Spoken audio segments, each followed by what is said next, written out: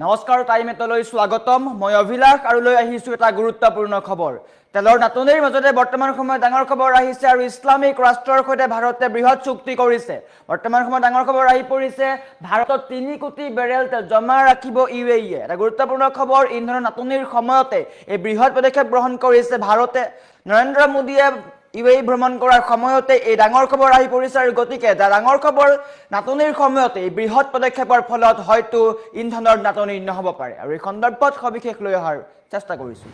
জনাই আছো time a big breaking ডাঙৰ খবৰ ইছলামিক ৰাষ্ট্ৰ ইউএই আৰু ভাৰতৰ মাজত ঐতিহাসিক চুক্তি এতিয়াৰে পৰা ভাৰতত সদায় মজুত থাকিব ৩ কোটি বেৰেল কেঁচা তেল এটা বৃহৎ চুক্তি কৰিছে প্ৰধানমন্ত্ৰী নৰেন্দ্ৰ মোদীৰ আবুধাবি ভ্ৰমণে দেশৰ শক্তি সুৰক্ষাৰ নতুন পথ মুকলি কৰিছে শক্তি খণ্ডক শক্তিশালী কৰিবলৈ ভাৰত আৰু ইউএইৰ মাজত নতুন বুজাবুজি হৈছে চুক্তিত স্বাক্ষৰ কৰিছে ভাৰতৰ তেল ভাণ্ডাৰত ৩ কোটি বেৰেল তেল জমা ৰাখিব ইউএইয়ে ভাৰতৰ ISPRL আৰু আবুধাবিৰ ADNOC কোম্পানীৰ মাজত সহযোগিতা হৈছে ভাৰতৰ মাটিৰ তলৰ তেল ভাণ্ডাৰত এতিয়া ইউএইৰ অংশীদাৰিত্ব বাঢ়িব ভাৰতত তেলৰ নাটনি নহয় জৰুৰীকালীন সময়ত দেশত তেলৰ নাটনি নহবলৈ এই পদক্ষেপ লোৱা হৈছে আৰু জৰুৰীকালীন সময়ত দেশত তেলৰ নাটনি নহবলৈ যেহেতু এই পদক্ষেপ লোৱা হৈছে আৰু মধ্যপ্ৰাচ্যৰ সাম্প্ৰতিক পৰিস্থিতিৰ প্ৰতি লক্ষ্য ৰাখি এই সিদ্ধান্ত গ্ৰহণ কৰা হৈছে ৰাষ্ট্ৰপতি মোহাম্মদ বিন জায়েদৰ সৈতে মোদী আলোচনা কৰিছে আৰু তাৰ পিছতে এই বৃহৎ চুক্তি হৈছে বিশ্বৰ তেল বজাৰত চলি থকা অস্থিৰতাৰ মাজতে ভাৰতে সফলতা লাভ কৰিছে পশ্চিম এছিয়াত চলি থকা উত্তেজনাৰ মাজতে ভাৰতে নিজৰ তেলৰ যোগান সুনিশ্চিত কৰিছে আৰু ইছলামিক ৰাষ্ট্ৰ ইউএইৰ সৈতে ভাৰতে ঐতিহাসিক চুক্তি কৰিছে এটা গুৰুত্বপূৰ্ণ খবৰ যেহেতু মধ্যপ্ৰাচ্যত যুদ্ধ চলি আছে যাৰ ফলত সমগ্ৰ বিশ্বত নাটনি দেখা দিছে খাৰুৱা তেলৰ পৰা আৰম্ভ কৰি পেট্ৰল ডিজেল অৰ্থনৈতিক সংকটে দেখা দিছে আৰু সেই সময়তে এটা ভাল খবৰ আহিছে ইতিবাচক খবৰ বুলি ক'ব লাগিব ইছলামিক ৰাষ্ট্ৰ ইউএইৰ সৈতে ভাৰতে বুজাবুজি কৰিছে চুক্তি কৰিছে আৰু এতিয়াৰে পৰা ভাৰতত ৩ কোটি বেৰেল তেল জমা ৰাখিব ইউএইয়ে আৰু ইয়াৰ পিছতেই ইন্ধনৰ নাটনিক লৈ এতিয়া হাহাকাৰ কৰাৰ প্ৰয়োজন নাই ভাৰতত ইন্ধনৰ নাটনি নহয় আৰু এয়া হৈছে কালিৰ দিনটোত যেহেতু প্ৰধানমন্ত্ৰী নৰেন্দ্ৰ মোদীয়ে ইউএই ৰাষ্ট্ৰপতিক সাক্ষাৎ কৰিছিল আৰু তাৰ পিছতে এই ঐতিহাসিক চুক্তি সিদ্ধান্ত কৰা হৈছে বা স্বাক্ষৰ কৰা হৈছে শক্তি খণ্ডত ভাৰত ইউএইৰ ঐতিহাসিক মিত্ৰতা ৩ কোটি বেৰেল কেঁচা তেল মজুত থাকিব ভাৰতত প্ৰধানমন্ত্ৰী নৰেন্দ্ৰ মোদীৰ শেহতীয়া আবুধাবি ভ্ৰমণে ভাৰতৰ শক্তি সুৰক্ষাৰ ক্ষেত্ৰত এক নতুন অধ্যায়ৰ সূচনা কৰিছে ভাৰত আৰু ইউএইৰ মাজত শক্তি খণ্ডত এক ঐতিহাসিক কৌশলগত চুক্তি স্বাক্ষৰিত কৰা হৈছে এই বুজাবুজি অনুসৰি ইউএইয়ে এতিয়াৰে পৰা ভাৰতৰ ষ্ট্ৰেটেজিক পেট্ৰলিয়াম ৰিজাৰ্ভত ৩০ নিযুত অৰ্থাৎ ৩ কোটি বেৰেল পৰ্যন্ত কেঁচা তেল সংৰক্ষণ কৰিব দুটাকৈ কোম্পানীৰ মাজত গুৰুত্বপূৰ্ণ চুক্তি হৈছে ADNOC আৰু ISPRLৰ মাজত চুক্তি হৈছে ভাৰতৰ বৈদেশিক পৰিক্ৰমা মন্ত্ৰালয়ে এই কথা জনাইছে যে Indian strategic petroleum reserves limited আৰু আবুধাবি নেশ্যনেল অইল কোম্পানীৰ মাজত এই কৌশলগত সহযোগিতা চুক্তি সম্পন্ন হৈছে ইয়াৰ জৰিয়তে ভাৰতৰ ভূগৰ্ভস্থ তেল ভাণ্ডাৰত ইউএইৰ অংশীদাৰিত্ব লক্ষণীয়ভাৱে বৃদ্ধি পাব যিয়ে জৰুৰীকালীন অৱস্থাত দেশৰ শক্তিৰ নাটনি দূৰ কৰাত সহায় কৰিব যদি ভাৰতত বৰ্তমান সময়ত যিমান তেল মজুত আছে সেই তেল শেষ হ'লেও ইয়াৰ ফলত নাটনি নহ'ব ইন্ধনৰ প্ৰধানমন্ত্ৰী নৰেন্দ্ৰ মোদী আৰু ইউএইৰ ৰাষ্ট্ৰপতি মোহাম্মদ বিন জায়েদ আল নাহিয়ানৰ মাজত হোৱা এক গভীৰ আৰু ফলপ্ৰসূ আলোচনাৰ মাজতে বা পিছতেই এই বৃহৎ সিদ্ধান্ত গ্ৰহণ কৰা হয় বিশ্বজুৰি তেলৰ বজাৰত চলি থকা অস্থিৰতাৰ মাজতে ভাৰতৰ বাবে এই যোগান নিশ্চিত কৰাটো এক ডাঙৰ কূটনৈতিক বিজয় হিচাপেও গণ্য কৰা হৈছে আৰু এয়া হৈছে ভাৰতৰ সফলতা এই চুক্তি এনে সময়ত কৰা হৈছে যেতিয়া পশ্চিম এছিয়াত বা মধ্যপ্ৰাচ্যত উত্তেজনা বৃদ্ধি পাইছে বিশেষকৈ ষ্ট্ৰেইট অফ হৰমুজত চলি থকা সামৰিক তথা ৰাজনৈতিক উত্তেজনাৰ বাবে গোলকীয় তেল যোগান ব্যাহত হোৱাৰ সম্ভাৱনা দেখা দিছে আৰু ইয়া প্ৰতিফলিত হৈছে ভাৰতত ইন্ধনৰ দাম পৰ্যন্ত বৃদ্ধি কৰিবলগীয়া হৈছে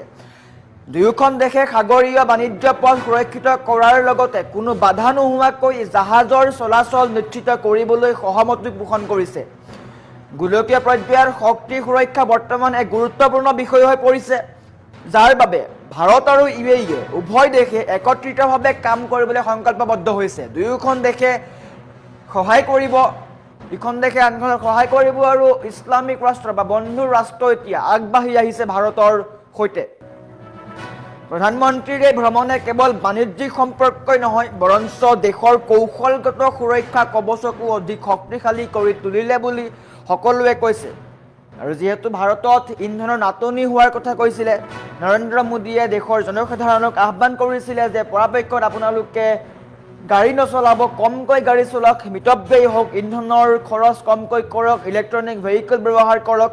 আৰু বৰ্তমান সময়ত এটা ভাল খবৰ আহিছে, ইছলামিক দেশৰ সৈতে ভাৰতৰ ঐতিহাসিক চুক্তি। ভাৰতত 3 কোটি বেৰেল তেল জমা ৰাখিব এতিয়া UAE। এটা গুৰুত্বপূৰ্ণ খবৰ, তেলৰ নাটনি ৰোধিবলৈ এই বৃহৎ পদক্ষেপ গ্ৰহণ কৰা হৈছে। যিহেতু ভাৰতত নাটনি হৈছে ইন্ধনৰ, আৰু সেই সময়তে প্ৰধানমন্ত্ৰী নৰেন্দ্ৰ মোদীয়ে UAEত গৈ এক বিশেষ বৈঠকত মিলিত হৈছিল। আৰু সেই বৈঠকৰ পিছতেই এটা কথা স্পষ্ট হৈ পৰিছে যে ভাৰতত 3 কোটি বেৰেল তেল জমা ৰাখিব UAE। আৰু ইয়াৰ ফলত কি হ'ব, ভাৰতত ইন্ধন যদি শেষ হয় তাৰ পিছতো কিন্তু নাটনি নহ'ব ইন্ধনৰ, মজুত থাকিব ইন্ধন। গতিকে ইয়াৰ ফলত দেশত ক্ৰাইচিছ নহ'ব, অৰ্থনৈতিক সংকটে দেখা নিদিব আৰু দেশৰ জনসাধাৰণে সকাহ পাব বুলিও ইয়াৰ পৰা স্পষ্ট হৈ পৰিছে। দুটাকৈ কোম্পানীৰ মাজত চুক্তি হৈছে, এটা হৈছে আবু ধাবিৰ ADNOC অৰ্থাৎ Abu Dhabi national oil company, আৰু আনটো হৈছে ISPRL অৰ্থাৎ Indian strategic petroleum reserves limited. এই দুয়োটা কোম্পানীৰ মাজত চুক্তি হৈছে, আৰু এই চুক্তিৰ পিছতেই এটা কথা স্পষ্ট হৈছে যে ভাৰতত সদায় 3 কোটি বেৰেল তেল জমা থাকিব। নৰেন্দ্ৰ মোদী আৰু UAE ৰাষ্ট্ৰপতিৰ মাজত হোৱা এই আলোচনাৰ পিছতেই এই বৃহৎ সিদ্ধান্ত গ্ৰহণ কৰা হয়। বিশ্বজুৰি তেলৰ বজাৰত চলি থকা অস্থিৰতাৰ মাজতে ভাৰতৰ বাবে এই যোগান নিশ্চিত কৰাটো এতিয়া অত্যধিক ৰূপত বা কূটনৈতিক হিচাপে বিজয় হিচাপেও গণ্য কৰা হৈছে। ভাৰতে বিজয় লাভ কৰিব পাৰে, অৰ্থনৈতিক সংকটৰ ক্ষেত্ৰতে হওক বা ইন্ধনৰ ক্ষেত্ৰতে হওক, আৰু ভাৰতে এই ক্ষেত্ৰত বিজয় লাভ কৰিছে বুলি ক'ব পাৰি। এই চুক্তি এনে এক সময়ত কৰা হৈছে যি সময়ত মধ্যপ্ৰাচ্যৰ পৰিস্থিতি অধিক ভয়াৱহ। বৰ্তমান সময়তো ষ্ট্ৰেইট অফ হৰমুজেদি কোনো জাহাজ আহিব পৰা নাই। বিশ্বৰ বিভিন্ন দেশত নাটনি হৈছে, ইন্ধনৰ নাটনি হৈছে, পেট্ৰল ডিজেল সকলো নাটনি হৈছে, LPG পৰ্যন্ত নাটনি হ'বলগীয়া হৈছে। আৰু ভাৰততো একেই সমস্যা দেখা দিছে। ভাৰতত বিভিন্ন প্ৰান্তত LPG নাই, LPGৰ কাৰণে হাহাকাৰ কৰিবলগীয়া হৈছে। তাৰ সমান্তৰালকৈ ইন্ধনৰ ক্ষেত্ৰতো মিতব্যয়ী হোৱাৰ আহ্বান কৰিছিলে নৰেন্দ্ৰ মোদীয়ে। আৰু বৰ্তমান সময়ত ইছলামিক দেশৰ সৈতে ভাৰতৰ ঐতিহাসিক চুক্তি, ভাৰতত 3 কোটি বেৰেল তেল জমা ৰাখিব UAE। দুয়োখন দেশে সাগৰীয় বাণিজ্য পথ সুৰক্ষিত কৰাৰ লগতে কোনো বাধা নোহোৱাকৈ জাহাজৰ চলাচল নিশ্চিত কৰিবলৈও সহমত পোষণ কৰিছে। আৰু ইয়াৰ ফলত দুয়োখন দেশৰ মাজত মিত্ৰতা বৃদ্ধি পাব, হয়তো তেলৰ নাটনি নহ'ব, ইয়াৰ পৰা স্পষ্ট হৈ পৰিছে। আৰু নৰেন্দ্ৰ মোদী এই ভাৰত বা বিশ্বৰ কেইবাখনো ৰাষ্ট্ৰ ভ্ৰমণক লৈ সকলোৱে আশা কৰিছে যে কিবা নহয় কিবা এটা উপায় আহিব। আৰু ইয়াৰ স্পষ্ট হৈ পৰিছে যে আবু ধাবিৰ সৈতে এই মিত্ৰতা কৰাৰ পিছতেই বা চুক্তি কৰাৰ পিছতেই ইন্ধনৰ ক্ষেত্ৰত হয়তো ভাৰতে নাটনি হোৱা দেখিবলৈ পোৱা নাযাব। আগন্তুক সময়ত লক্ষণীয় হ'ব কি পদক্ষেপ গ্ৰহণ কৰে নৰেন্দ্ৰ মোদীয়ে। বৰ্তমান সময়ত UAEৰ সৈতে এই চুক্তি সম্পন্ন কৰিছে, আৰু ভাৰতত 3 কোটি বেৰেল তেল জমা ৰাখিব UAE। ভাৰতত বৰ্তমান সময়ত যি পৰ্যাপ্ত ইন্ধন আছে সেই ইন্ধন শেষ হ'লেও এই বেৰেল থাকিব ভাৰতত।